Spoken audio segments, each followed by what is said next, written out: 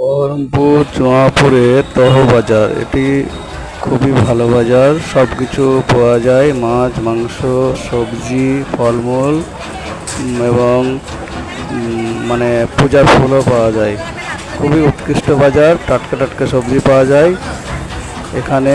খুব সকালে বাজার বসে এবং বাজার খুবই ভালো সৌন্দর্য। এটি মানে বাজারটি দেখতেও খুব সুন্দর লাগবে, আপনারা দেখুন।